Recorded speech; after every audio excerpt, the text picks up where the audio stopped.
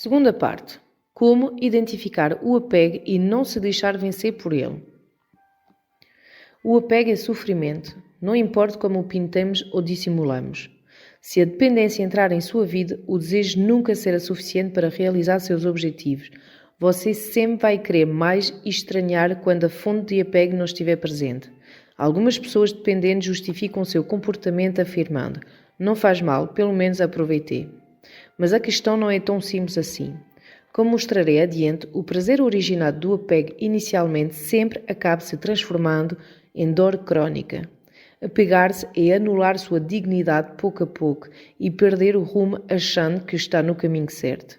As 6 lições desta segunda parte visam a abrir sua mente para que recupere o bom senso e saia da inércia que gera o apego. Se não tens liberdade interior, que outra liberdade esperas ter? Arthur Graff. Lição 2. O apego escraviza e destrói a liberdade interior. A liberdade não é negociável. Se você é vítima de apego, chegará o momento em que a perda da liberdade irá afligir a sua vida. Talvez o prazer e a euforia inicial não lhe permitem ver isso com clareza, mas mais cedo do que imagina, a fonte de apego vai controlar a sua existência. Você dirá como um autômato: tudo o que faça é por você, e fará qualquer coisa para manter ao seu lado o objeto ou a pessoa. Vai se arrastar, suplicar, perder tempo e energia e até se iludir, buscando as vantagens de ser um bom escravo. Os budistas acreditam que um passo importante para a libertação psicológica é entender que, na realidade, você escolhe os seus amos e é vítima da sua própria criação. Um jovem noviço perguntou ao seu mestre Zen: por favor, como me posso libertar das minhas amarras? O mestre disse: quem o amarrou? E o aluno respondeu: ninguém. Então o mestre lhe disse: se ninguém o amarrou, na verdade você é livre, porque quer se libertar. Se você acha que não pode viver sem isso ou aquilo, está mal. E não me refiro às necessidades básicas, fisiológicas ou psicológicas, como veremos adiante. Permitir que algo ou alguém o domine e se apoder da sua mente é uma forma de suicídio psicológico. Não importa quão famoso ou aceito socialmente seja a pessoa a quem se agarrou ou o seu ama, ele vai manipular a sua vida e o seu bom prazer e você vai ser o seu escravo. Todos os apegos têm a mesma dinâmica, seja uma barra de chocolate, seja ficar conhecida. Se você não for capaz de viver sem isso, estará psicologicamente limitado. Repito, mesmo que seja um bom amo, aquele que o domina acabará por levá-lo ao fundo do poço. Porque eu uso a palavra escrava? Porque uma vez que a dependência se infiltra em sua mente, você se tornará acorrentada e será muito difícil renunciar aos efeitos prazerosos do apego ou afastar-se dele quando precisa. Seus movimentos vão ser restritos e os seus pensamentos e emoções vão ficar condicionados às oscilações das quais depende. Até para respirar você vai pedir permissão. Lembre-se do que o desejo por si só não é apego. Este implica prisão, a obsessão, a incapacidade de renunciar a ele. Uma antiga canção romântica dizia: não existe maior liberdade do que estar presa a um coração. Pura mentira. Estar presa é estar presa. Você será um escravo feliz, mas sempre um escravo. A dependência, com ou sem droga, é uma patologia da liberdade. Estar possuído por seus bens materiais, estar apegada a seus desejos insaciáveis. Preso na rede. Você já foi seduzido pela internet? Sim? Então já deve ter percebido que a sua mente se torna mais pesada e menos lúcida diante da realidade. Você inspira e expira dados, funde-se na tela e faz amor virtualmente com pessoas virtuais. Sem odor, sem suor, sem tato. Não é de admirar que, para muita gente, a felicidade seja medida pela quantidade de megas. Os viciados na rede vivem felizes até que cai o sinal. Quando isso acontece, há uma paralisação básica das suas funções cognitivas e afetivas. A dosagem da droga informática desaparece no ar, literalmente, e dá lugar a síndrome de desconectado ou despolgado. Empregado.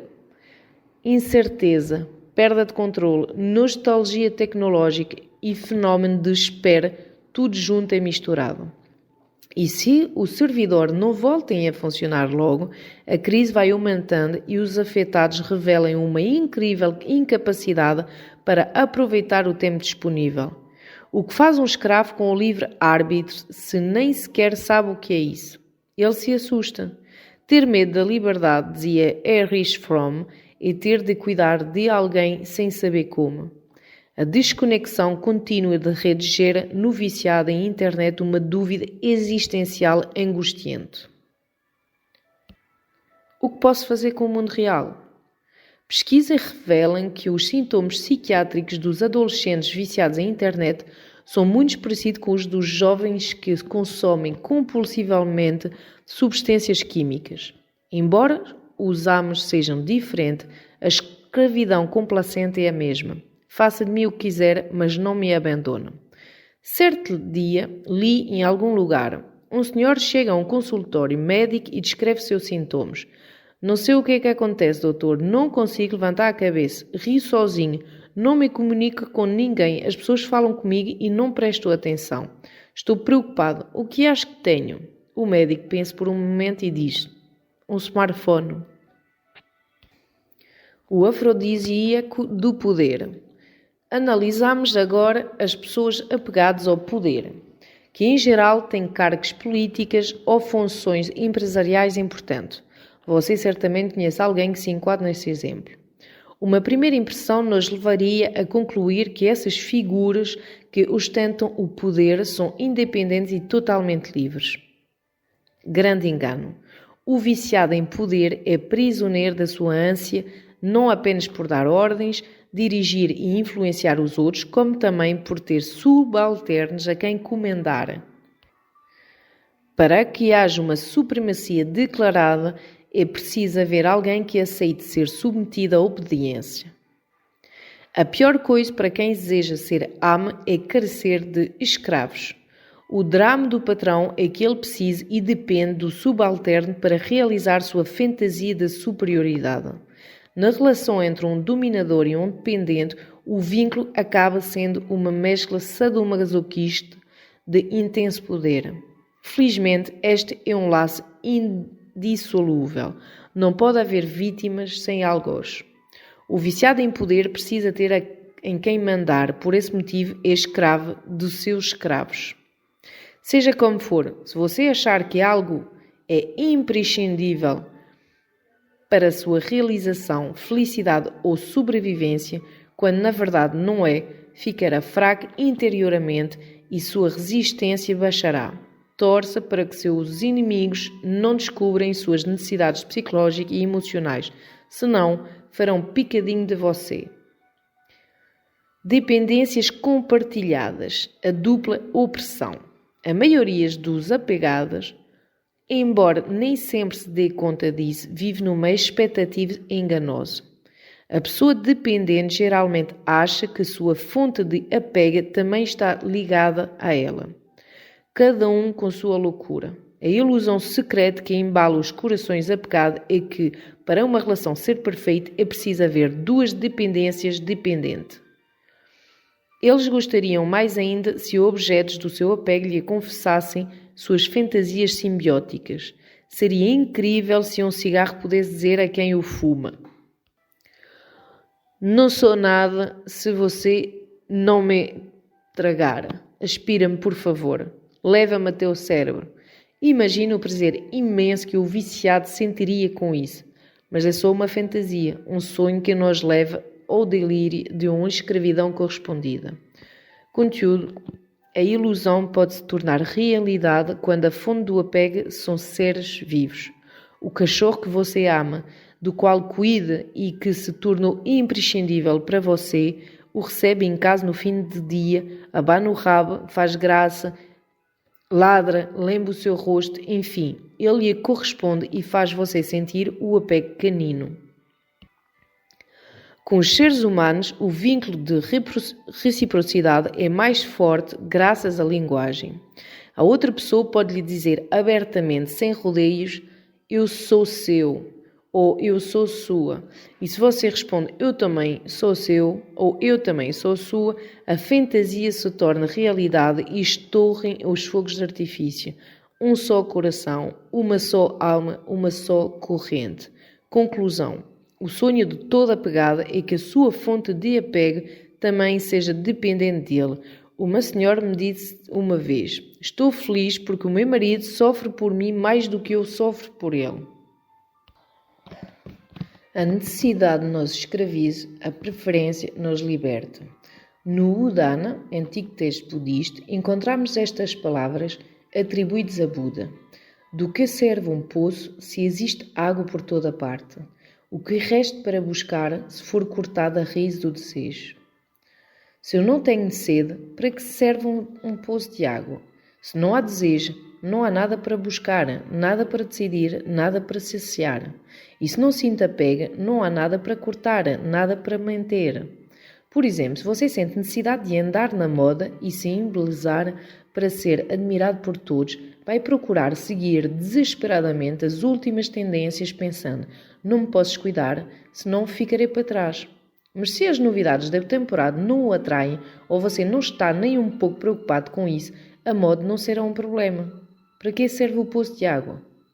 Se você é vítima de necessidade de controle, vai se esforçar para não deixar nada nas mãos do destino e evitará a incerteza a todo custo. Mas a partir do momento em que aceitar o pior e conseguir deixar o barco correr sem se importar com as consequências, a busca da certeza deixará de ser vital. Para que serve o poço de água se não tem sede? Quando você está bem consigo mesmo, autoaceitação, as necessidades psicológicas e emocionais não são muitas, as carências não o perturbam tanto e você é envolvido por uma agradável sensação de leveza e naturalidade. O mestre Zen, Taizen de Shimaru, afirma o seguinte sobre o assunto. Quando abandonar tudo, desposar-se de tudo e se livrar da consciência pessoal, nesse momento você será Deus ou Buda. Quando tudo estiver acabado, não existirá mais nenhuma contradição, se for cortada a raiz do desejo.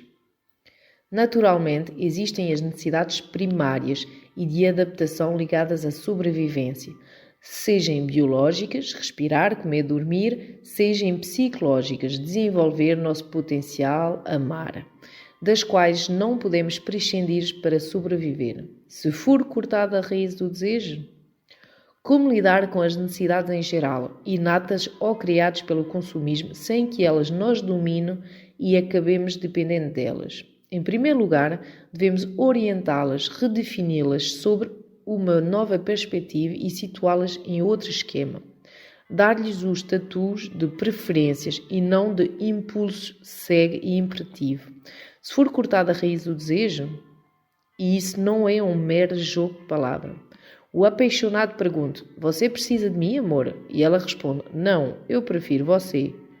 Que é a mesma coisa que dizer, eu escolho estar com você. Precisar de algo ou de alguém significa não poder viver sem ele. Preferi-lo implica tê-lo escolhido entre outras opções disponíveis. Não são as carências, o vazio, a escassez ou a privação que decidem, mas sim o amor dedicado a si próprio. Essa seleção pode-se basear em dois preceitos opostos, um positivo e outro negativo.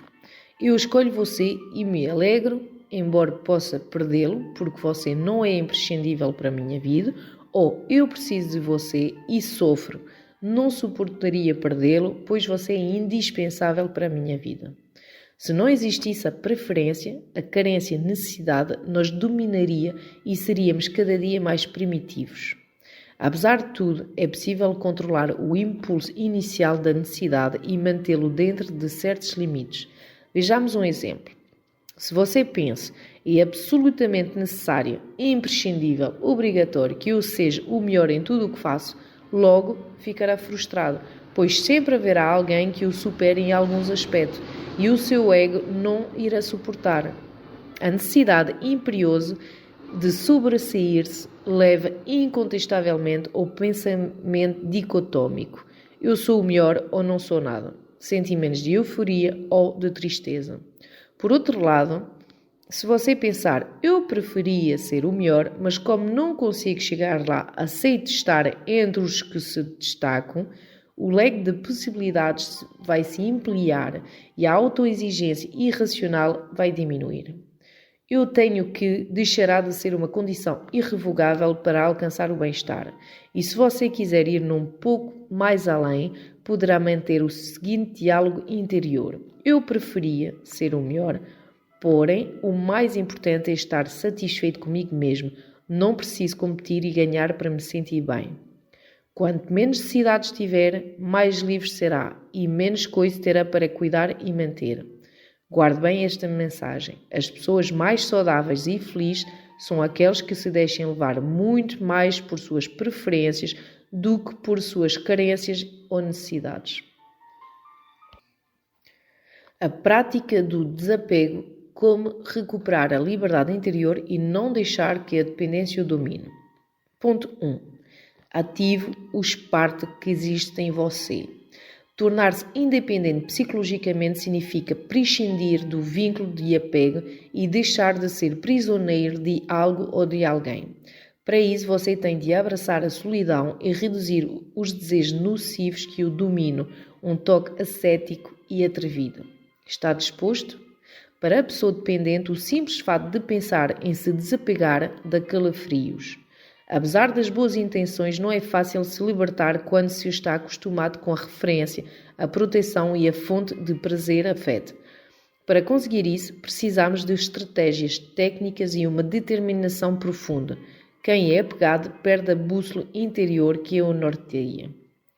No Dhammapada, texto sagrado budista antigo, pode-se ler: na verdade, é você mesmo quem se destrói, é você mesmo quem se suja, é você mesmo quem evita o mal ou se purifica.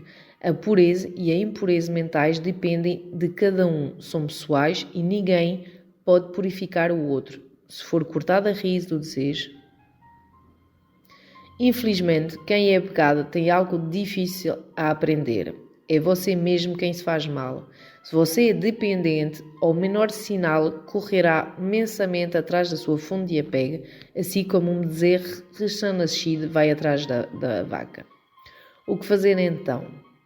É possível recorrer a uma das técnicas mais contundentes da sabedoria antiga que perdurou por milhares de anos. Não ligar a mínimo para o seu amo, reverter a ferramenta de busca, mostrar uma despreocupação descarada. Indiferença total, tentando se convencer de uma coisa. Se eu conseguir ficar sem você, você perderá todo o poder sobre mim e, por consequência, será livre. As pessoas se cansam de se sujeitar aos outros.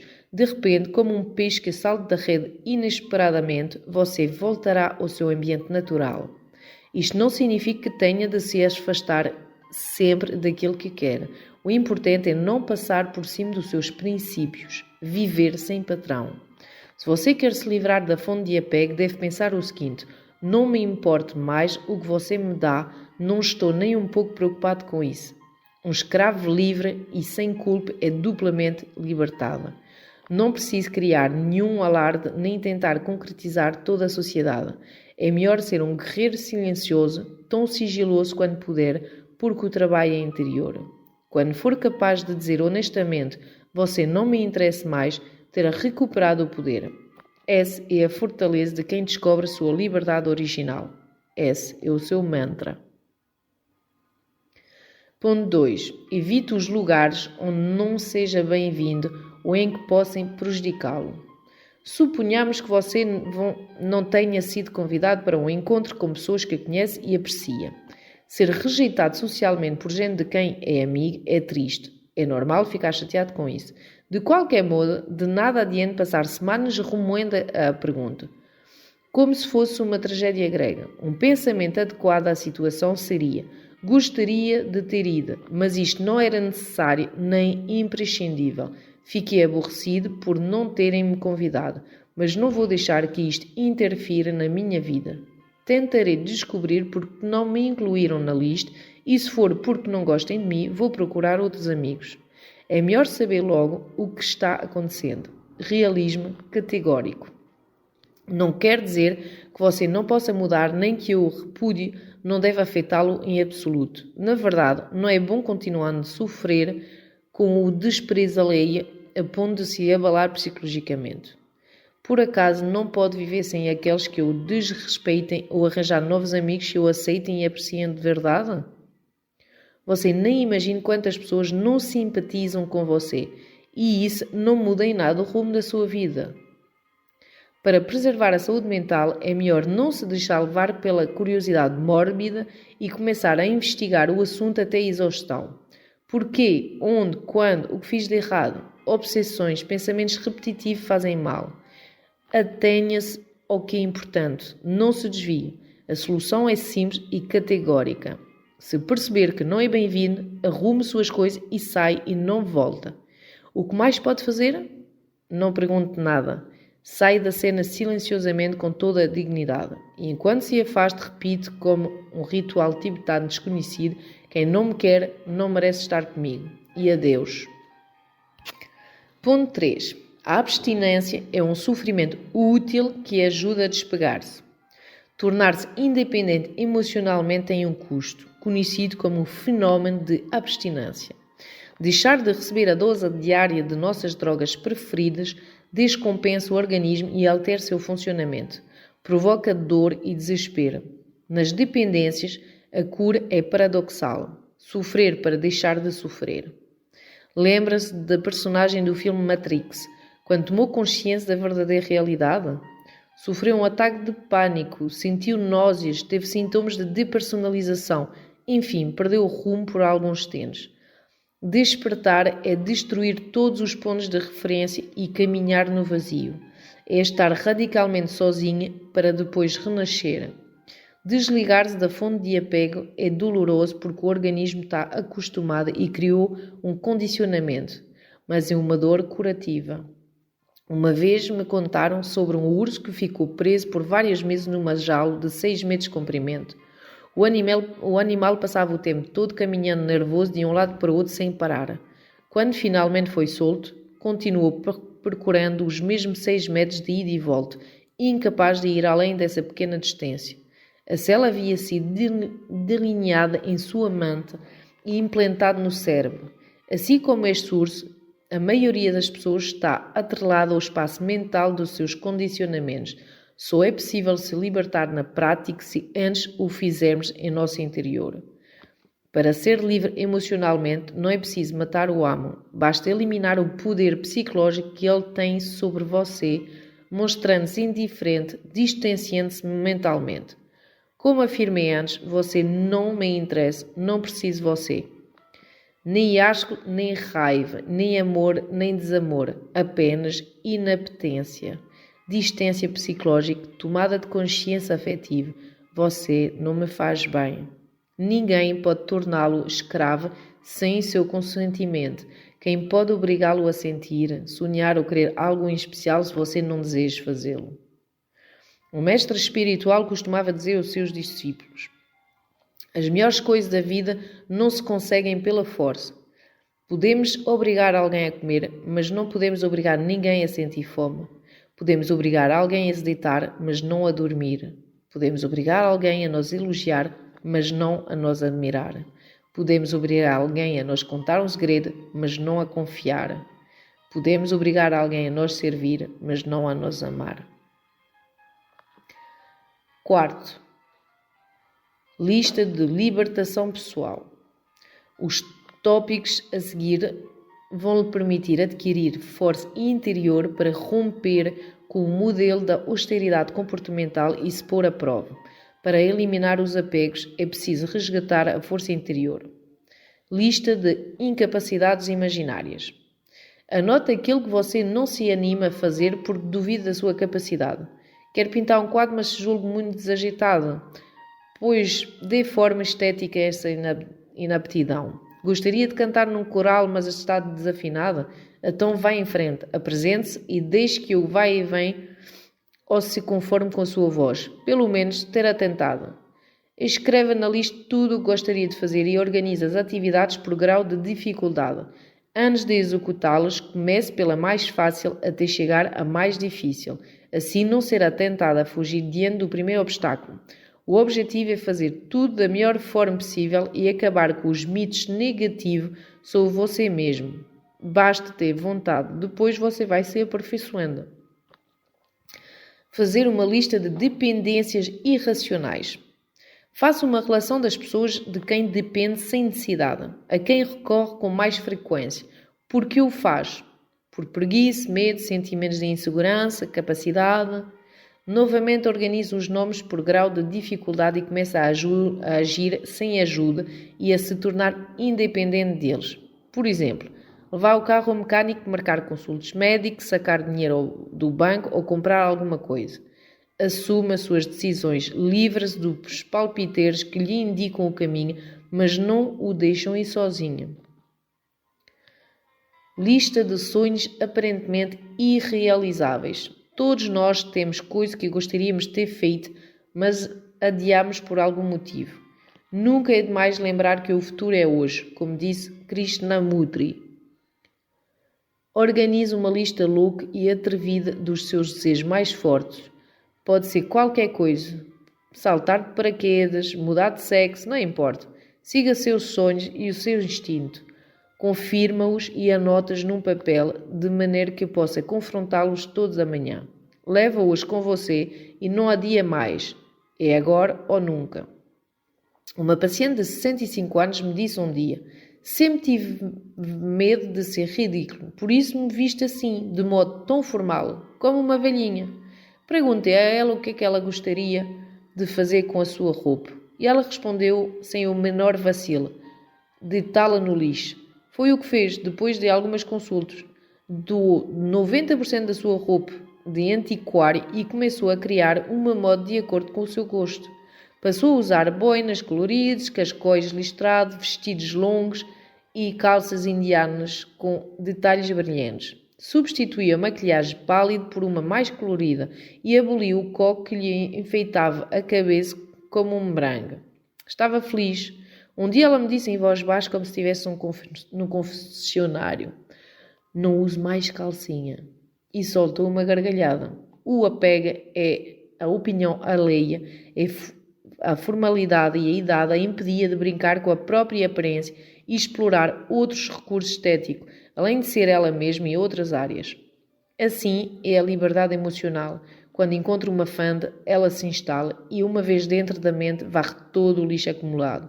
Depois de mudar o seu look, minha paciente realizou outras coisas que nunca fora capaz de fazer, como estudar violino, enfrentar uma filha que a explorava e arranjar um amante. Não importa quão simples ou absurda possa parecer o início da mudança, cada um decide o que é importante para a sua vida e qual porta abrir. Diminua o poder que você atribui às necessidades irracionais. É o quinto. Os apegos que nos incomodam e nos fazem sofrer não têm nada de transcendental ou extravagante. Na maioria das vezes, embora sejam problemas simples do dia a dia, temos de enfrentá-los, resolvê-los ou reduzir sua importância. O apego se impõe porque você deseja ou necessita de algo do que não poderia prescindir ou desistir se realmente quisesse. Ali reside seu poder. Um paciente me contou que, certo dia, seu aquecedor de água quebrou. Como sempre detestou tomar banho de água fria, a falta de água quente era um problema que ele tinha de resolver rápido. Seu empregado também precisava usar a máquina de lavar a louça, que só funcionava com água quente. Isso aconteceu numa quinta-feira, 31 de dezembro, às 5 da tarde, e se ele não encontrasse um encanador urgente, teria de passar vários dias nessa situação. Finalmente, depois de várias tentativas, conseguiu entrar em contato com o senhor, que, após examinar o aparelho, constatou que havia uma peça que precisava ser trocada, mas ela só estaria disponível na segunda-feira. Desesperado, pediu ao homem que instalasse um novo aquecedor. Não importava o custo, mas a fábrica só poderia entregar daqui a 10 dias. pois os funcionários estavam de férias. Sentindo-se incapaz de resolver o problema, ele tomou uma dose dupla de clonazepam e me telefonou. Perguntei-lhe por que estava tão nervoso e ele respondeu que não tinha coragem de tomar banho de água fria. Então lhe disse o seguinte: milhões de pessoas no mundo tomam banho de água fria, seja por necessidade, seja porque querem. Pelo que vês, a água quente tem um grande poder sobre você, já que está-lhe roubando energia e tranquilidade.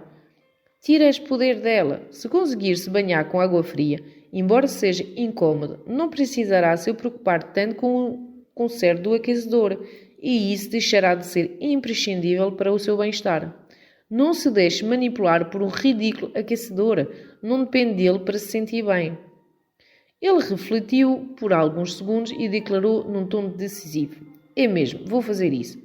Durante os 3 dias seguintes, meu paciente resolveu parar de depender da água quente. Tomou umas 20 duchas frias, exclamando de vez em quando, enquanto estava sob o chuveiro: você não me vai vencer, você não me vai vencer. Sua esposa achou que ele e o seu psicólogo estavam loucos. Na segunda-feira, o canalizador ligou avisando que o concerto ia demorar mais alguns dias. E o meu paciente respondeu: não se preocupe, não tenha menor pressa. Sua mente deu uma guinada. Não precisava mais, com tanta urgência, de água quente. É claro que a preferia, mas podia viver sem ela com o mínimo de esforço. Havia destruído o mito da impossibilidade. Você pode usar esta técnica com qualquer outra necessidade irracional. Enfrenta e tenta abrir mão dela para ver o que acontece. E procura encarar isso como um desafio. Pense, não preciso de você, de verdade e sem desculpas. Trata-se de uma estratégia de resolução de problemas para reavaliar e dimensionar a necessidade, focalizando determinado comportamento que tememos ou que nos incomoda. A água quente foi restituída à casa do meu paciente e ele esperou o concerto sem dramas. Hoje, uma vez por semana, toma um banho de água fria para não perder o hábito e o aprecia. Minha felicidade consiste em apreciar o que tenho e não desejar demais o que não tenho. Leon Tolstói.